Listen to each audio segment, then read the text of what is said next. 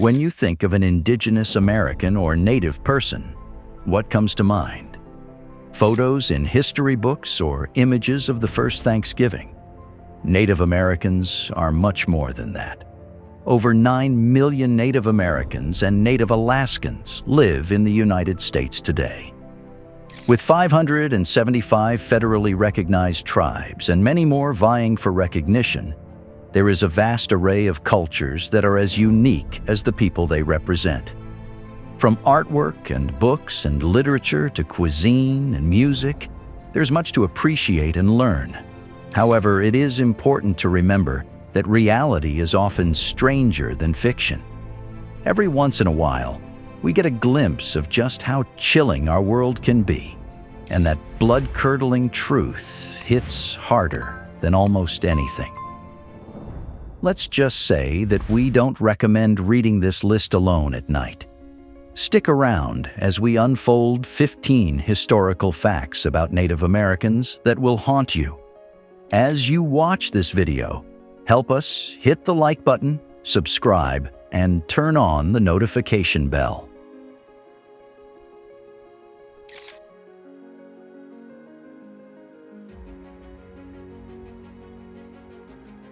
Also called the Iroquois Confederacy by the French, the Haudenosaunee Confederacy was formed by 5 tribal nations: Mohawk, Oneida, Onondaga, Cayuga, and Seneca. Some researchers believe it was founded in 1142, while the Confederacy itself says it has existed since time immemorial. Regardless, it is considered one of the oldest participatory democracies on Earth. The nations are united by the Great Law of Peace, Kaya Nereko Wio, their political constitution. A 6th nation, the Tuscarora, joined the Confederacy in the 18th century. Many tribes were democratic, but the Haudenosaunee Confederacy brought people together across a large geographic expanse. That's part of what makes them unique, says Dr. Donald A. Grinde Jr., the author of Exemplar of Liberty and a professor with Yamasee heritage at the University at Buffalo. Grinde's research has focused on the influence of the Haudenosaunee Confederacy on the United States Constitution. There were 3 major contributions, says Grinde. First, sovereignty resides in the people. Second, is the separation of powers, the distinct branches of government. And third is the Constitution itself, with articles that can be cited, similar to how the Haudenosaunee recited their Great Law of Peace each year. Unlike the United States Constitution, women played an active role in Haudenosaunee democracy.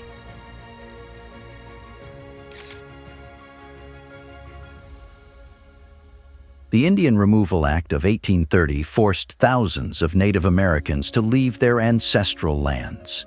The Indian Removal Act of 1830 was a federal statute that permitted the forced displacement of thousands of Native Americans from their native lands in the Southeast to Indian Territory, present-day Oklahoma.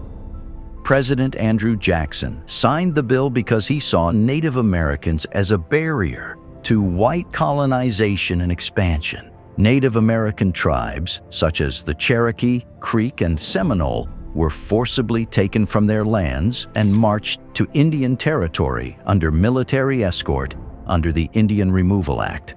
The Trail of Tears was a horrific and sad experience for many Native Americans who were forced to trek hundreds of miles on foot in harsh weather conditions with little food, water, or medical treatment. Many Native people are thought to have died during the trek. The Indian Removal Act and the Trail of Tears were dismal periods in American history that had far-reaching consequences for Native American communities. As a result of forced relocation, many Native Americans lost their homes, families, and cultural history, and the effects of this terrible event are still felt by Indian Americans today.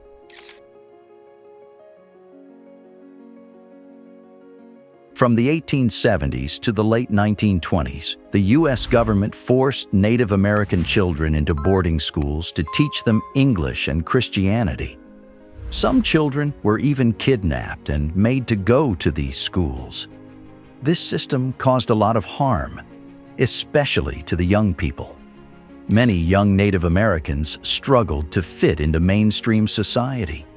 They had a hard time keeping and sharing their own culture, which made them feel confused and sad about their identity.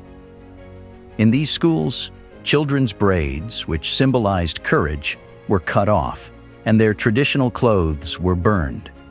They were also forbidden to speak their native language, and those who did were beaten severely. Also, military-style management was imposed on Native American children who suffered from corporal punishments. Quite a few American Indian children fell ill and even died due to harsh education methods, forced ways of living, homesickness, and malnutrition. The U.S. government had also enacted laws prohibiting Native Americans from performing religious rituals that have been passed down through the generations, and those involved in such activities would be arrested and imprisoned. Since the 20th century, with the rise of the civil rights movement in the United States, the protection of Native Americans' traditional culture and history has improved to some extent. However, due to the serious damage that has already been inflicted, what is left now are mostly cultural relics preserved by later generations using the English language instead. Many people believe that information about Native Americans has been deliberately left out of mainstream media and popular culture. A report by the National Indian Education Association says that 87% of state-level U.S. history textbooks do not mention Native American history after 1900. The Smithsonian Institution says that what is taught about Native Americans in American schools is often wrong and does not show the true hardships they faced.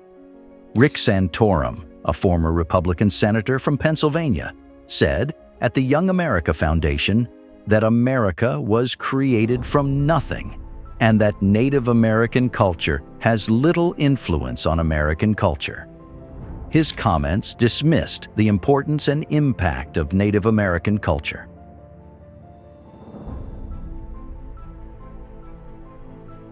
Since the colonists set foot in North America, they had systematically and extensively hunted American bison, cutting off the source of food and basic livelihood of the Indians and causing their death from starvation in large numbers. Statistics reveal that since its independence in 1776, the U.S. government has launched over 1,500 attacks on Indian tribes, slaughtering the Indians, taking their lands, and committing countless crimes. In 1814, the U.S. government decreed that it would award $50 to $100 for each Indian skull surrendered. The California Gold Rush also brought about the California Massacre. Peter Burnett, the first governor of California, proposed a war of extermination against Native Americans, triggering rising calls for the extermination of Indians in the state. In California, in the 1850s and 60s, an Indian skull, or scalp, was worth $5, while the average daily wage was 25 cents. From 1846 to 1873, the Indian population in California dropped to 30,000 from 150,000. James Anaya, a former UN Special Rapporteur on the rights of indigenous peoples, submitted his report after a country visit to the United States in 2012. According to the accounts of the descendants of the victims of the Sand Creek Massacre, in 1864, around 700 armed U.S. soldiers raided and shot at Cheyenne and Arapaho people living on the Sand Creek Indian Reservation in Colorado.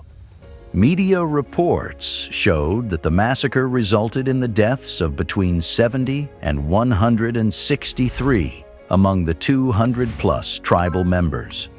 2/3 of the dead were women or children, and no one was held responsible for the massacre. The U.S. government had reached a compensation agreement with tribal descendants, which has not been delivered even to this day.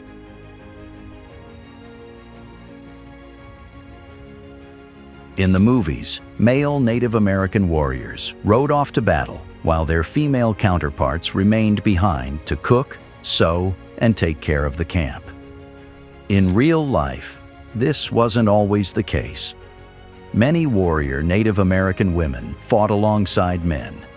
The most famous of these was probably Buffalo Calf Road Woman, a member of the Northern Cheyenne tribe who fought in the Battle of the Rosebud and the Battle of Little Bighorn. In fact, according to the elders of the Northern Cheyenne tribe, it was she who dealt Custer his final deadly blow. Buffalo Calf Road Woman is just one of many amazing women you didn't read about in history class.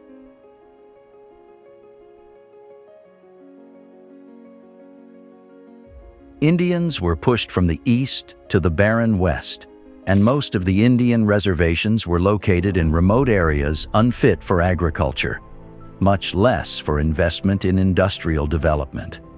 Most of the tribes, with scattered reservations of varying sizes, were unable to obtain adequate land for development and were therefore subject to severe development restraints. There are currently about 310 Native American reservations in the United States, accounting for about 2.3% of the U.S. territory, and not all federally recognized tribes have their reservations. These reservations are mostly located in remote and barren areas with poor living conditions and inadequate access to water and other vital resources, where 60% of the road system is dirt or gravel roads.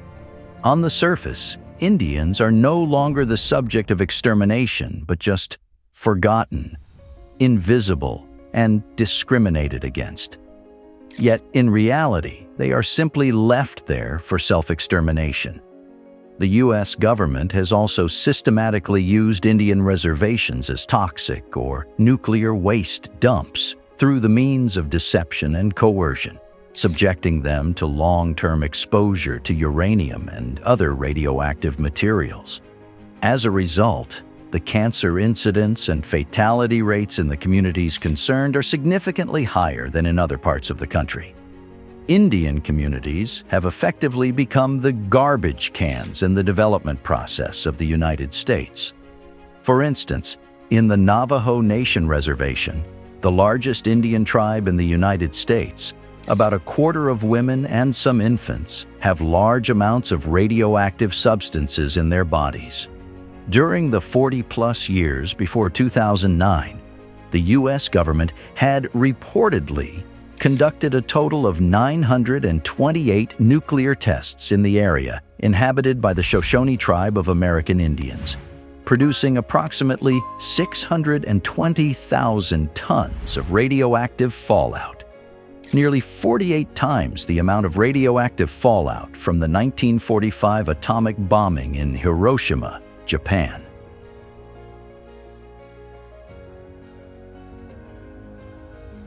If the only thing you knew about Native Americans came from Hollywood, you would be forgiven for assuming every tribe lived in teepees. But this is far from the truth. Native Americans were encompassed by many tribes who spoke different languages and had different cultures and ways of life. Many of the Plains Indian tribes lived in teepees, but the nations of the Iroquois Nation lived in longhouses, while the tribes of the Mesa Verde region dwelled in cliffs, while the tribes in Taos lived in pueblos, a sight which makes the area one of the top 16 American cities for history buffs.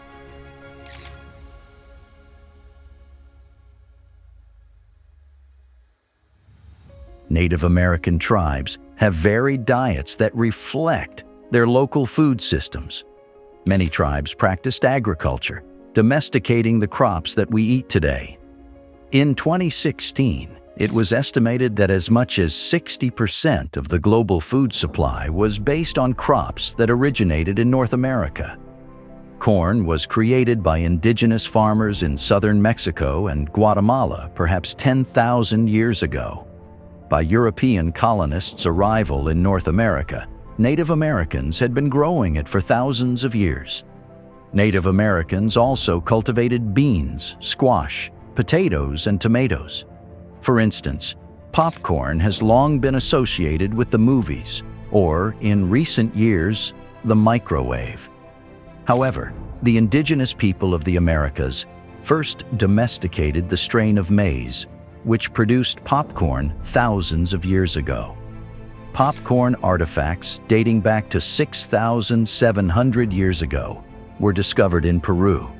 So the next time you grab a handful of your favorite snacks, remember it's not just Orville Redenbacher you should be thanking.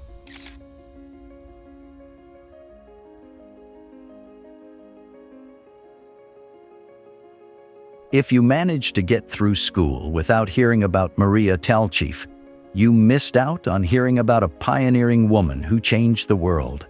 Tallchief, whose father was a member of the Osage Nation, dreamed of being a ballet dancer from the time she was a little girl.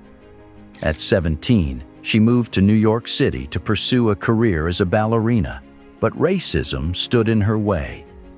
She was advised many times to change her last name so her Native American heritage wouldn't be readily apparent, but Tallchief refused. Her hard work, talent, and unwavering persistence paid off. Maria Tallchief eventually broke barriers as the first American to dance with the Paris Opera Ballet and the Bolshoi Theater in Moscow. She became the prima ballerina at the New York City Ballet and was regarded as one of the greatest dancers in the world.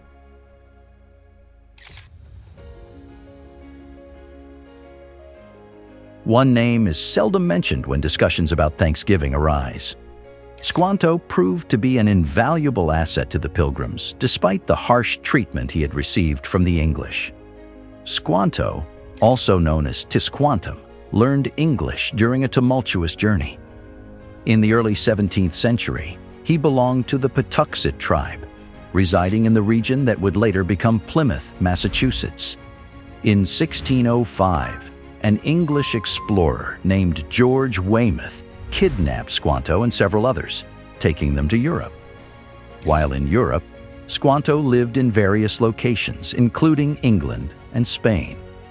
During his time abroad, he learned to speak English and also acquired knowledge about European customs and practices. In 1619, Squanto managed to make his way back to his homeland, only to find that his Patuxet tribe had been decimated by a devastating plague likely brought by European traders. Despite the tragedy that befell his people, Squanto's ability to communicate in English and navigate the cultural differences played a crucial role in his interactions with the Pilgrims.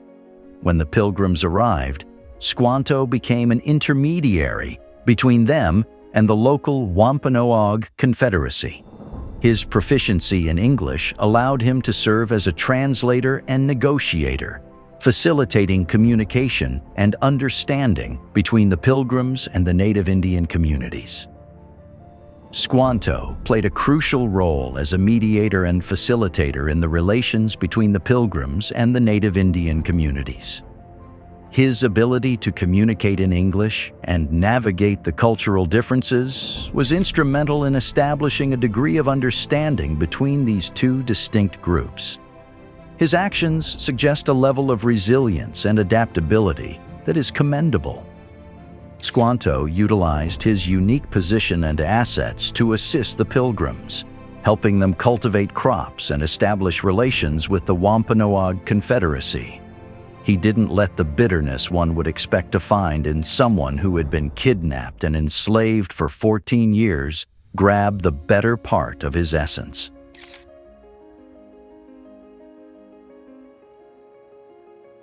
Before colonization, Native American languages were orally transmitted. After the arrival of Europeans, several tribes began to adopt writing systems. Sequoyah, a member of the Cherokee Nation, spent 12 years developing a writing system so that his people could learn to read and write in their language, completing his 86-character syllabary in 1821. There are many syllabaries. The Japanese hiragana is the most famous one, says Dr. Ellen Cushman, a member of the Cherokee Nation and professor at Northeastern University. But Cherokee is the only one that was invented by a native person, for native people. Because the syllabary was created to represent the specific sounds of the Cherokee language, it was easy for the Cherokee to learn. Within a span of 3 to 5 years, the tribe could read and write, says Cushman. The first edition of the Cherokee Phoenix was published in the Cherokee capital of New Echota, Georgia, on February 21, 1828. It was the first bilingual newspaper in the United States, printed in both English and Cherokee.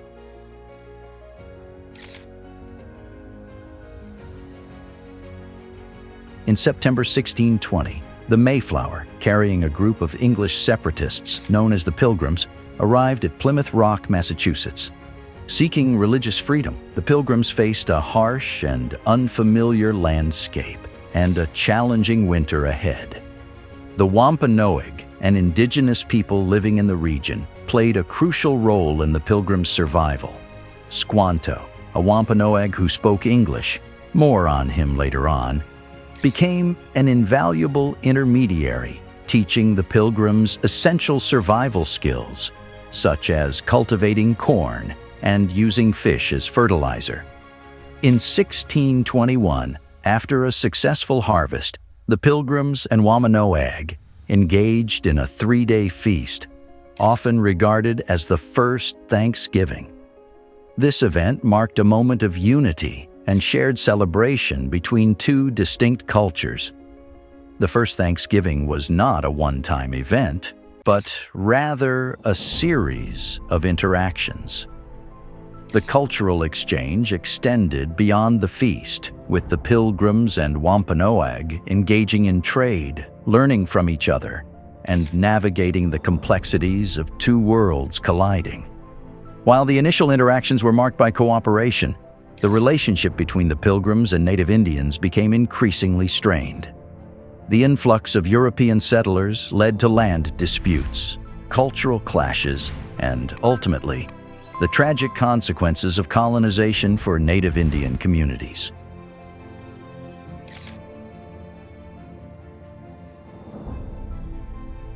Until 2002, the heroic service many Native American code talkers performed in the United States military remained classified.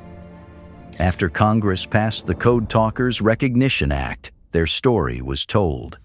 In both World War I and World War II, Native American servicemen relayed messages behind enemy lines in their native languages and dialects. It was dangerous work, performed at a time when many Native Americans were fighting discrimination and discouraged from practicing their native culture back home.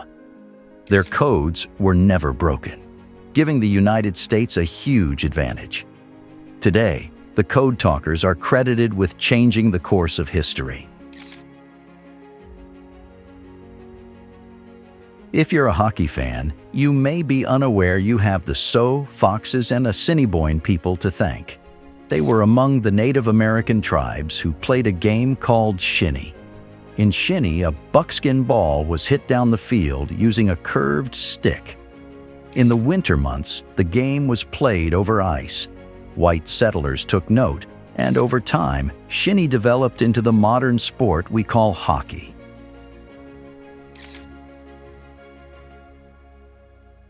Countless Americans grew up reading The Education of Little Tree. Said to be a memoir of Forrest Carter's childhood, living with his Cherokee grandmother and part Cherokee grandfather, the book was praised for decades, taught in schools, and even recommended by Oprah. However, in 1991, historian Dan T. Clark proved in the New York Times what many had long suspected. The book was a hoax written by Asa Carter, a white supremacist, and one-time Ku Klux Klan member. These facts that everyone believes are also false. And with that, we wrap up today's episode. Thank you for joining us once again. We hope you enjoyed this video. Remember to hit the subscribe button and turn on the notification bell so you will be the first to see our new updates. See you in our next video.